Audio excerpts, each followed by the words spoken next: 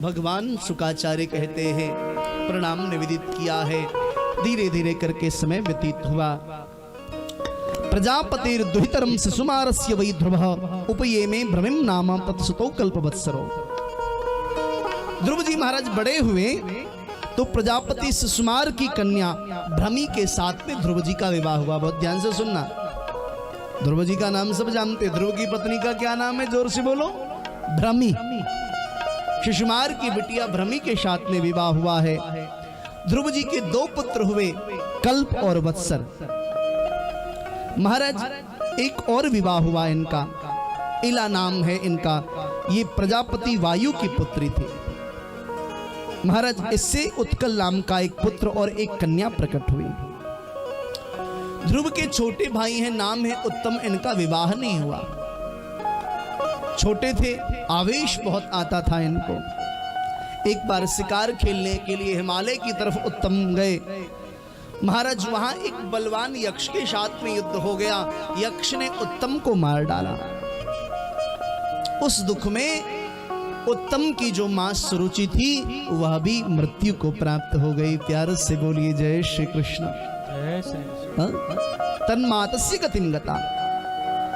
जब यह जानकारी हुई कि मेरी विमाता की मृत्यु हो गई, देखिए भक्त कैसा होता है। बोले मेरी विमाता न होती तो मुझे बिहारी जी न मिलते। मेरे भाई की हत्या कर दी यक्षों ने और उस कारण मेरी मां विमाता सुरुचि की मृत्यु हो गई। छोड़ूंगा नहीं। यक्षों के साथ युद्ध हो गया। यक्षों को मारने लगे। बोले एक भी यक्ष नहीं छोड़ूंगा। महाराज सबने आकर के समझाया, बात नहीं मानी। बाद में स्वयंभू स्वयं चल करके आए। स्वयंभू मनु ने समझाया तो बात समझ में आई और युद्ध उन्होंने बंद किया। ध्रुव की युद्ध से निवृत्ति हुई।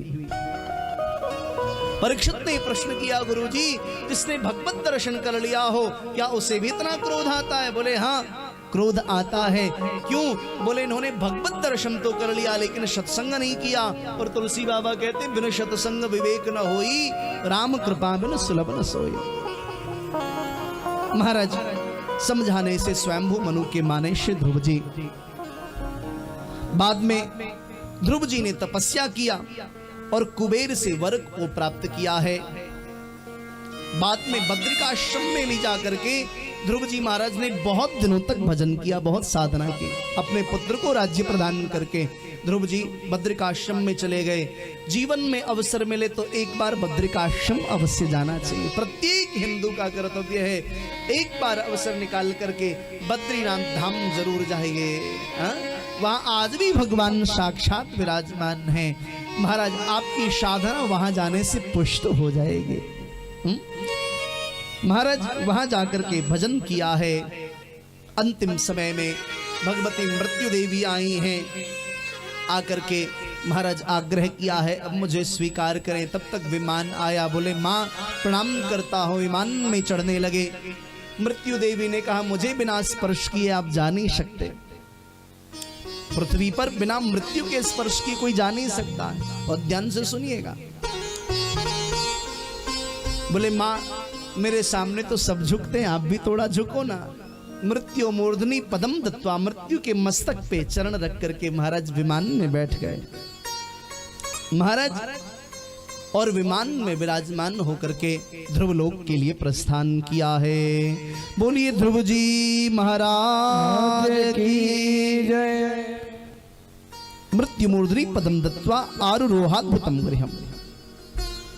श्री मैत्री जी महाराज कहते हैं विदुर जो 5 वर्ष का बालक ध्रुव क्रीड़ा सामग्री तथा राजभवन का त्याग करके भगवान की शरण में चला गया। महाराज उस भक्त शिरोमणि की कथा मैंने आपको श्रवण कराई। जो भी जीव ध्रुव चरित्र को भक्त श्रद्धा भक्ति और विश्वास के साथ श्रवण कथा को श्रवण करता है तो जैसे परमात्मा ने ध्रुव पर कृपा की ऐसे ही उस जीव पर भी परमात्मा कृपा करते हैं। जैसे भगवान ने ध्रुव पर कृपा की ऐसी उस जीव पर भी परमात्मा कृपा करते हैं जो ध्रुव कथा को श्रद्धा भक्ति और विश्वास के साथ श्रवण करता है। बोलिए ध्रुव जी महाराज की जय। ध्रुव के वंश में आगे चल करके महाराज राजा अंग का, वेण का, पृथु आदि का प्रादुर्भाव हुआ। विदुर जी ने प्रश्न किया केते प्रचेतसो नाम कस्यापत्यानि शुभ्रत कस्यान्ववाये प्रख्याताः पुत्रवाश प्रमाशत। महाराज इन्हीं के वंश में प्रचेता हुए। बोले प्रचेता कौन है, किसके पुत्र हैं जिनके यज्ञ में नारद जी ने ध्रुव चरित्र का गान किया। महाराज ध्रुव श्री विदुर जी कहते हैं ध्रुव के ज्येष्ठ पुत्र उत्कल ने पिता के वन में चले जाने पर राज्य का सिंहासन ग्रहण नहीं किया।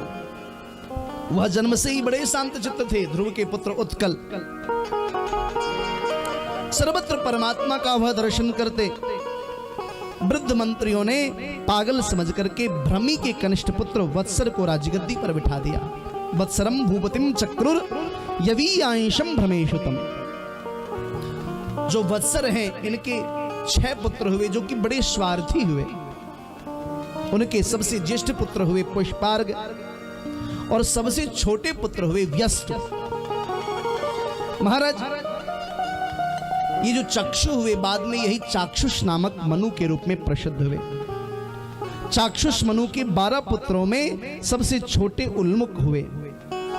महाराज इसी वंश में ज्यादा चर्चा न करूं। राजा अंग हुए। महाराज अंग के पुत्र हुए हैं वेड़, वेड़ के पुत्र हुए हैं प्रथु। महाराज न यष्टव्यम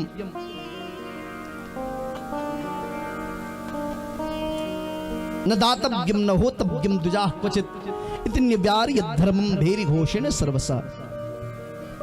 राजा अंग के यहां वेड़ का प्रादुर्भाव हुआ। वेड़ के यहां पर प्रथु का सुभागमन हुआ। अंग बड़े प्रतापी राजा थे, बहुत प्रतापी राजा। एक बार संत इनसे रुष्ट हुए महाराज तो स्थिति बहुत विकृत हुई। यदि हमसे संत रुष्ट हो जाएं तो स्थिति वास्तव में बड़ी विकृत हो जाती है। हालांकि महज्जन कहते हैं संत हम पर प्रसन्न हो अथवा संत हम पर रोष करें, दोनों ही अवस्था में हमारा कल्याण ही होता है। संसार के जीव यदि प्रसन्न हो तो भी महाराज घातक है और यदि रुष्ट हो तो भी घातक है। लेकिन संत यदि प्रसन्न हो तो भी कल्याणकारक, रुष्ट हो जाए तो भी कल्याणकारक है। सत्य बात है। परीक्षित जी को सांप लग गया। संत ने रोष प्रकट किया, परिणाम हुआ परीक्षित जी को भागवत की प्राप्ति हुई। महाराज नलकुबर मणिग्रीव के ऊपर नारद जी ने क्रोश किया, रोष किया, भगवान का दर्शन हो गया। महाराज जितने भी ऐसे भक्तों को आप देखेंगे संत जिस जिस पर रुष्ट हुए उन सब पर परमात्मा की कृपा हुई। महाराज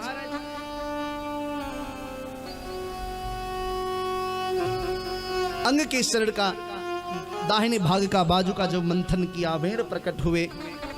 ये बड़े क्रूर प्रकार के क्रूर स्वभाव के राजा हुए। महाराज इनके राज्य में अकाल पड़ गया, चारों तरफ स्थिति बड़ी विभत्स हो गई। बाद में और संतों को आवेश आ गया। इसी वंश में आगे चल करके श्री पृथु जी महाराज का सुभागमन हुआ। भगवती पृथु, भगवान पृथु जो हैं साक्षात नारायण के अवतार हैं। इनका विवाह भगवती अर्ची के साथ में हुआ है। महाराज जब पृथु भगवान का सुभागमन हुआ उस समय तक पृथ्वी जो है वहां अकाल हो गया। क्योंकि इतना पाप कर्म पृथ्वी पर हुआ कि सारी पृथ्वी जो है वह नष्ट सी होने लगी। पृथ्वी ने अन्न देना बंद कर दिया। पृथु जी ने बहुत प्रयास किया लेकिन पृथ्वी ने अन्न नहीं दिया। आवेश आ गया, पृथ्वी को मारने के लिए पृथु उद्यत हुए। भगवती पृथ्वी ने गौ का स्वरूप धारण किया और सबने कुछ न कुछ गौ के शरीर से प्राप्त किया।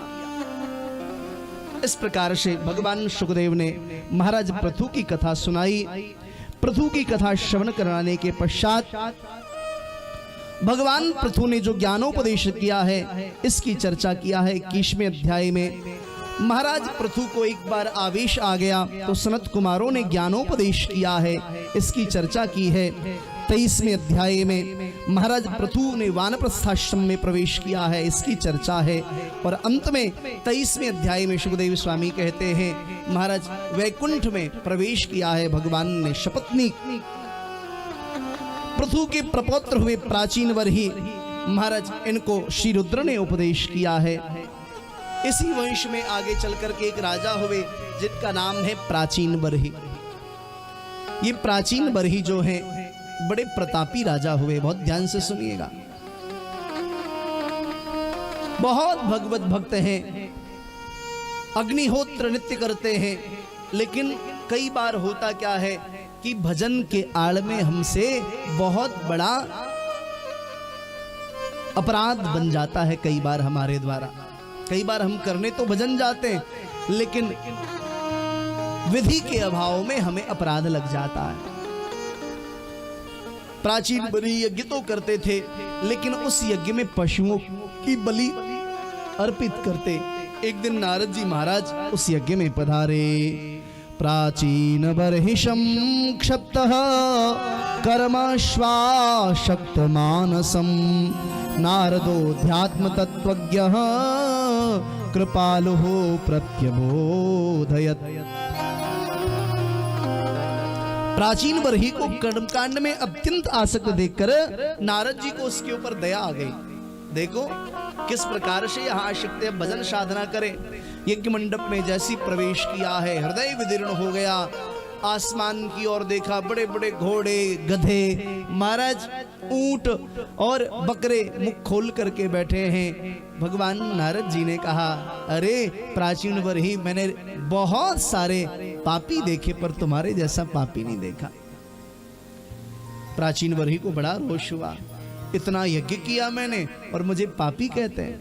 कोई साधक व्यक्ति हो और उसको पापी कह दीजिए तो बड़ा रोष होता है।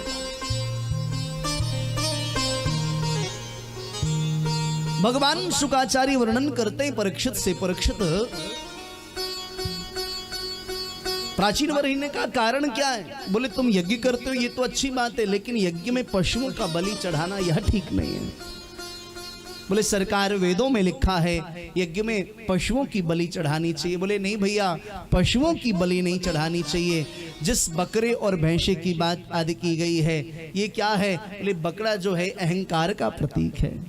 बोले यज्ञ में अपने अहंकार की आहुति दो कि आज से हमने यज्ञ में निश्चय किया, अब हम कभी अहंकार नहीं करेंगे।